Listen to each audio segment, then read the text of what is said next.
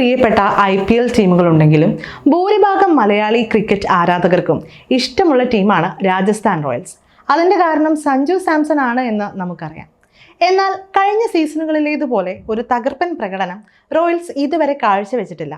ആദ്യ മത്സരത്തിൽ സഞ്ജുവിൻ്റെ കിടിലൻ ഇന്നിങ്സ് കാണാൻ സാധിച്ചെങ്കിലും പിന്നീടത് ഉണ്ടായില്ല.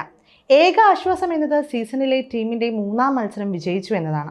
എന്നാൽ അടുത്ത മത്സരം അത്ര എളുപ്പമായിരിക്കും എന്ന് തോന്നുന്നില്ല. കാരണം ഇതുവരെ തോൽവി അറിയാത്ത പഞ്ചാബ് കിങ്സുമായാണ് റോയൽസിൻ്റെ അടുത്ത മത്സരം. സഞ്ജു തിരിച്ച് ക്യാപ്റ്റൻസിയിലേക്ക് തിരിച്ചു വരുന്നു എന്നത് ടീമിൻ്റെ കരുത്ത് വർദ്ധിപ്പിക്കും എന്ന് ഉറപ്പാണ്. പക്ഷേ ടീമിൻ്റെ മറ്റ് താരങ്ങളും മികച്ച ഫോമിലേക്ക് എത്തേണ്ടതുണ്ട്. നിലവിൽ 3 കളികളിൽ 2 പോയിന്റ് മാത്രമുള്ള രാജസ്ഥാൻ ലീഗ് പട്ടികയിൽ 9-ാം സ്ഥാനത്താണ്. ഈ മാസം 5-ാം തീയതി കരുത്തരായ പഞ്ചാബ് കിങ്സിനെതിരെയാണ് രാജസ്ഥാൻ റോയൽസിന്റെ അടുത്ത മത്സരം. സീസണിലെ ആദ്യ 2 മത്സരങ്ങളിലും ജയം നേടിയ പഞ്ചാബ് കിങ്സ് ഉജ്ജ്വല ഫോമിലാണ് ഈ മത്സരത്തിനിറങ്ങുന്നത്. ശ്രേയസ് അയ്യറിന്റെ ക്യാപ്റ്റൻസി മികവും ശ്രദ്ധ നേടുന്നതാണ്.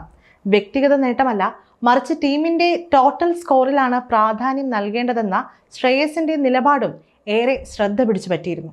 അത്തരത്തിൽ കരുത്തരായ ഒരു ടീമിനെ നേരിടാനിറങ്ങുമ്പോൾ റോയൽസ് ടീമിൽ മാറ്റങ്ങൾ വരുത്തേണ്ടത് അനിവാര്യമാണെന്നാണ് ക്രിക്കറ്റ് നിരീക്ഷകരും അഭിപ്രായപ്പെടുന്നത്. എന്തായാലും അവസാന മത്സരത്തിൽ കളിച്ച തന്ത്രങ്ങളിൽ സുപ്രധാന മാറ്റങ്ങളുമായാകും രാജസ്ഥാൻ റോയൽസ് അടുത്ത കളിക്ക് ഇറങ്ങുക എന്നാണ് ലഭിക്കുന്ന വിവരം. ക്യാപ്റ്റൻസിയിലാണ് ഏറ്റവും പ്രധാന മാറ്റം. സഞ്ജു സാംസണിന്റെ ഫിറ്റ്നസ് പ്രശ്നങ്ങളെ തുടർന്ന് റിയാൻ പരാഗായിരുന്നു ആദ്യ 3 കളികളിലും റോയൽസിനെ നയിച്ചത്.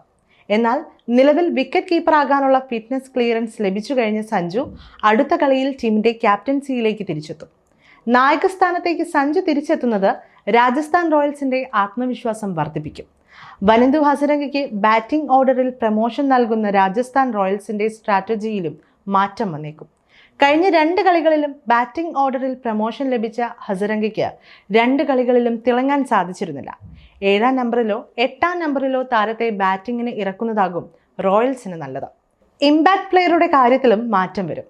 കഴിഞ്ഞ മത്സരത്തിൽ സഞ്ജു സാംസന് പകരം കുമാർ കാർത്തികേയയായിരുന്നു രാജസ്ഥാൻ റോയൽസ് ഇമ്പാക്ട് പ്ലെയറായി ഇറക്കിയത്. എന്നാൽ ഈ യുവ സ്പിന്നർക്ക് ആകെ 1 ഓവർ മാത്രമാണ് റോയൽസ് നൽകിയത്. ആദ്യ 3 കളികളിലും അവസരം ലഭിക്കാതിരുന്ന വലം കയ്യൻ പേസർ ആകാശ് മദ്വാൽ അടുത്ത മത്സരത്തിൽ ഇമ്പാക്ട് പ്ലെയറായി കളിക്കാനുള്ള സാധ്യത കൂടുതലാണ്.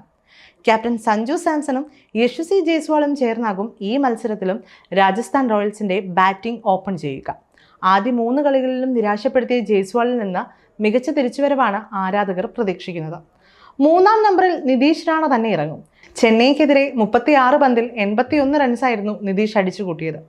റിയാൻ പരാഗ്, ധ്രുവ് ജൂറൽ, ഷിംറോൺ ഹെറ്റ്മയർ എന്നിവർക്കും മധ്യനിരയിൽ സ്ഥാനമുറപ്പാണ്. പരാഗ്, ഹെറ്റി എന്നിവരും ഈ കളിയിൽ ഫോമിലേക്ക് മടങ്ങിയെത്തേണ്ടത് രാജസ്ഥാൻ റോയൽസിന് അനിവാര്യമാണ്.